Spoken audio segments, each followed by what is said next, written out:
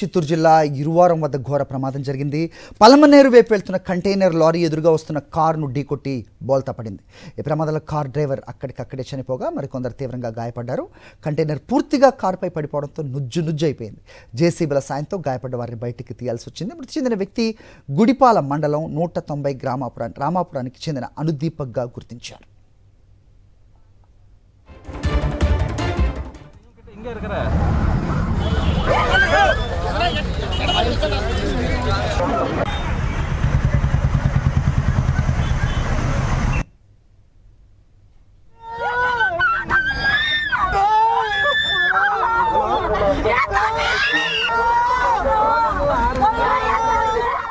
Right, ఘటనపై updates మా correspondent మూర్తి ఇస్తారు. మూర్తి, చెప్పండి, నిజంగా దారుణం. కారు మీద అంత పెద్ద కంటైనర్ పడిపోవడం, కారు నుజ్జు అయిపోయినట్టుగా కూడా తెలుస్తోంది.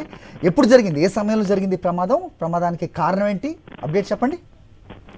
అది చిత్తూరు నగర శివార్లో ఉన్నటువంటి ఇరువారం వద్ద జరిగినటువంటి ఘోర రోడ్డు ప్రమాదంలో అనుదీపక్ అనేటువంటి విప్రో సాఫ్ట్వేర్ కంపెనీలో సాఫ్ట్వేర్ ఉద్యోగిగా పనిచేస్తున్నటువంటి అనుదీప్ అనే వ్యక్తి చనిపోవడం జరిగింది. కంటైనర్ లారీ చిత్తూరు వైపు నుంచి పలమనేరు వైపు వెళ్తూ ఉన్న పెద్ద పలమనేరు నుంచి ఇటు చిత్తూరుకు వస్తున్నటువంటి యొక్క కార్ పైన బోల్తా పడడంతో అక్కడికక్కడే అనుదీపక్ ఏదైతే గుడిపాల మండలం 108 రామాపురం సంబంధించిన వ్యక్తిగా గుర్తించారు. అక్కడికి చనిపోవడం జరిగింది.